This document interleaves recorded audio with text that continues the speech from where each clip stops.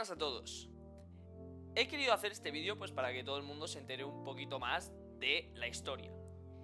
Como sabéis, soy Albelex y de lo que vamos a hablar hoy es de la Guerra Fría.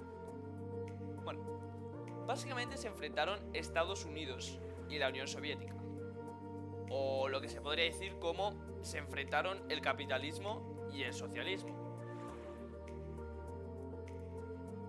Después de la Segunda Guerra Mundial, el mundo había quedado dividido en dos grandes grupos. Por un lado teníamos Europa del Este, que estaba manejado por la Unión Soviética, que tenía un partido único y una economía estabilizada en ausencia de la propiedad privada. Por otra parte, teníamos a Estados Unidos, que mantuvo el sistema de democracia liberal y una economía capitalista. En 1949, los Estados Unidos decidieron crear la Organización del Tratado del Atlántico Norte, o también llamado OTAN, en la que participaban los países no comunistas. En 1955, la Unión Soviética decidió hacer lo mismo y creó el Pacto de Varsovia, en la que participaban todos los países comunistas de la Unión Europea Oriental, excepto Yugoslavia. Si pensabais que el mundo ya estaba dividido, esperad a escuchar esto. Durante la Guerra Fría, las dos superpotencias estaban desarrollando su armamento. ¿Y de qué mejor manera hacerlo que con las armas nucleares? Entonces, pues este impulso se conoció como el equilibrio del terror, puesto que las dos partes sabían que si en algún momento estallaba la guerra, no habría tierra. Además, sus aliados se estaban cargando con bastante armamento convencional, como aviones de combate, tanques y armamento ligero. No solo se competía por tener la mejor bomba nuclear y el mejor armamento, sino también por ver quién llegaba antes al espacio, lo que se conoce como la carrera espacial.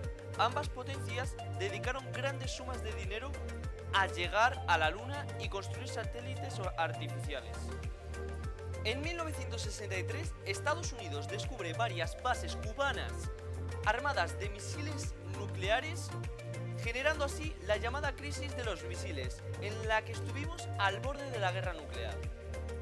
Después de todo esto, se rebaja la tensión y se consigue algo de paz entre ambos países. ¿Cómo? Se instala el famoso teléfono rojo. No sé si a alguno les sonará, pero era una conexión entre Moscú y Washington para que ambos presidentes pudieran comunicarse en caso de que hubiera una crisis.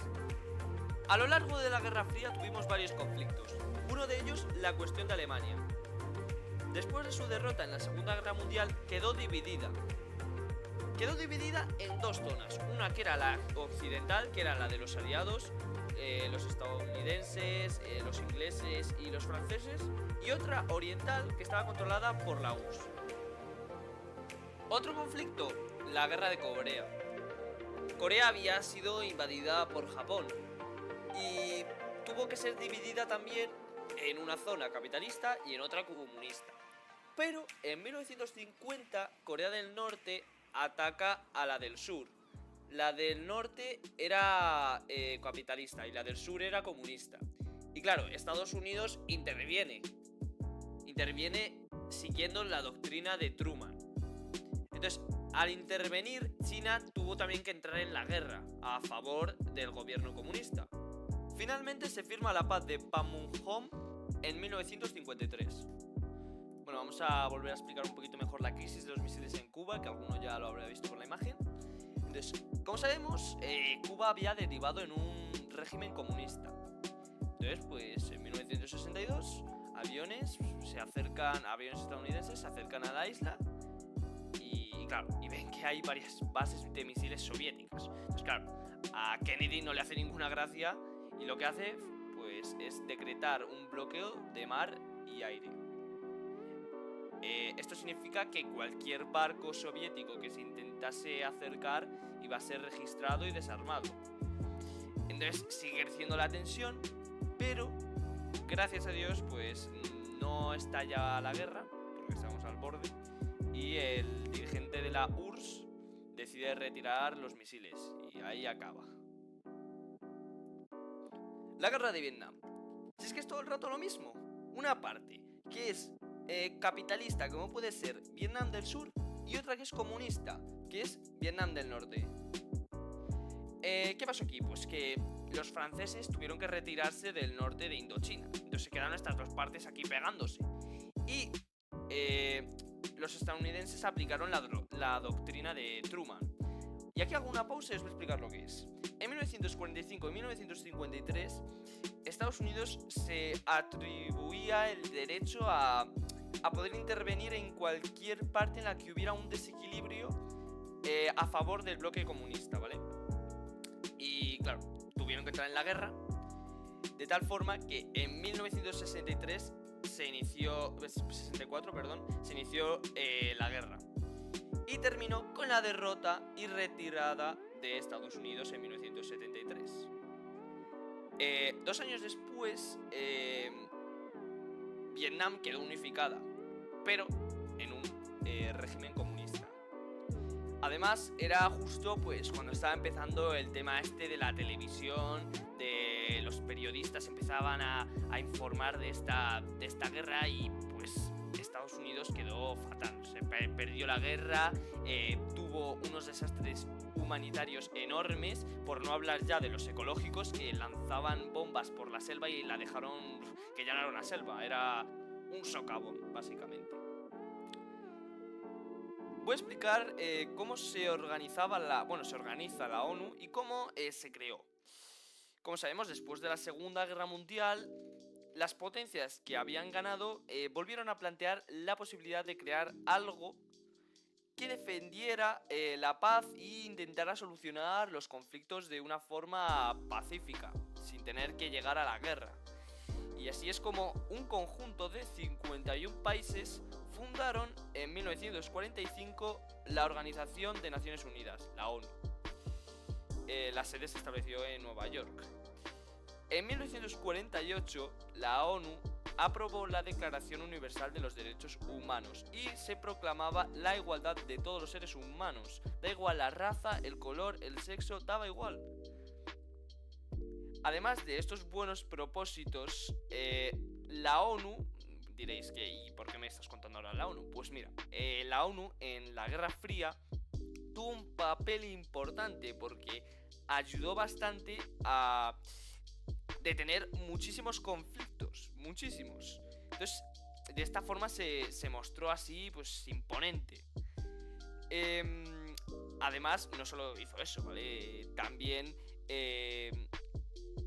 fue útil para los aspectos de la descolonización, los derechos humanos, las acciones humanitarias como la salud, la alimentación, la educación en todo el mundo, ¿vale? Otra cosa importante de las Naciones Unidas es que el 26 de junio de 1945 se firmó una carta en San Francisco que recogía los aspectos fundamentales de la organización, los propósitos, básicamente. ¿Cuáles eran esos propósitos? Pues el primero era mantener la paz y la seguridad internacional. El segundo era fomentar entre las naciones relaciones de amistad y de respeto. El tercero era cooperar internacionalmente en la solución de problemas de carácter económico, social, cultural o humanitario. Y el cuarto era servir como de una especie de centro que concordase todos los esfuerzos de todas las naciones en unos propósitos comunes. Bueno, la ONU cuenta con 6 órganos principales. El primero es el Consejo de Seguridad, que se encarga de mantener la paz y la seguridad entre todas las naciones del mundo. Está compuesto por 5 países permanentes, que son Estados Unidos, Francia, China, Reino Unido y Rusia, y 10 que van rotando cada cierto tiempo. Tenemos también el Consejo de Administración Fiduciaria. Este hoy ya en día no existe, fue un órgano bastante importante, pero que ya no se utiliza. ¿Por qué? Pues porque se utilizó para procesos de descolonización, es decir, los países que se habían quedado sin administrar, pues los administraba la ONU hasta su respectiva independencia. El Estado General el máximo representante de la ONU y que se encarga pues de convocar a los diferentes órganos. Es nombrado cada 5 años. La Asamblea General, que es como el órgano principal, es donde se debate todo entre todos los estados miembros y donde están representados todos ellos.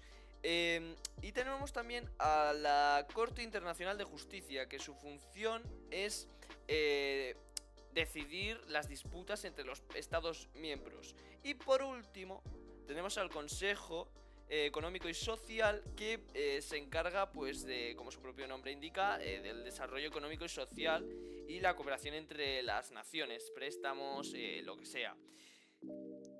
Luego tenemos otros organismos que, bueno, se ocupan de otros temas económicos, políticos, sociales, y tenemos muchos, por ejemplo, UNICEF, OIT, FMI, UNESCO, ACNUR, y bueno, aportan su pequeña parte. Os dejo aquí mi canal de videojuegos por si le queréis echar un vistazo y nos vemos en el siguiente. Chao.